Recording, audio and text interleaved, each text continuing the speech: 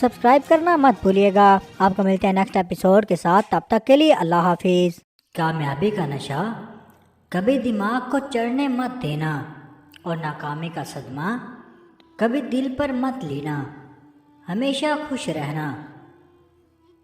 जिसने सुख में शुक्र अदा किया उसने दुख में रब को करीब पाया। अल्लाह के सामने किए गए किसी मामले में खसारा नहीं, फिर वो सदका हो या खैरात या तिजारत हो या मोहब्बत या राज़ो नयाज हो या फिर दुआ हो।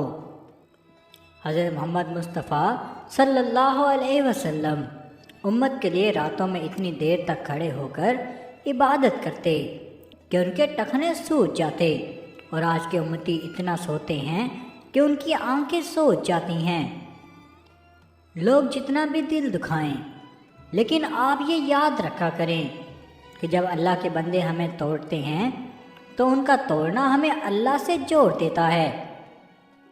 जब तुम सुकून की कमी महसूस करो तो अपने रब के सामने तौबा करो, क्योंकि ये तो इंसान के गुनाह ही हैं जो दिल को बेचैन रखते हैं। मैं गुनाह ऐसे करता हूँ जैसे वो देख नहीं रहा, मैं गुनाह ऐसे करता हूँ जैसे वो देख नहीं रहा, और वो माफ़ ऐसे करता है जैसे उसने देखा ही नहीं। कल की फ़िक्र मत करो, कल की फ़िक्र मत करो। जिस रब ने आज तक संभाल लिया है वो आगे भी संभाल लेगा। अच्छा साथी वो है जिसे देखना तुम्हें खुदा को याद में मसरूफ़ कर दे, जिसकी गुफ्तगू से तुम्हारे इल्म में इजाफ़ा हो और जिसका अमल आखिरत की याद दिलाए।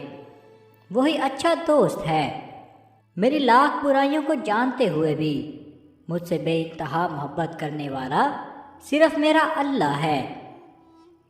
कोई भी चीज़ दिल को ऐसे ज़िंदा नहीं रखती जैसे कुरान पाक रखता है।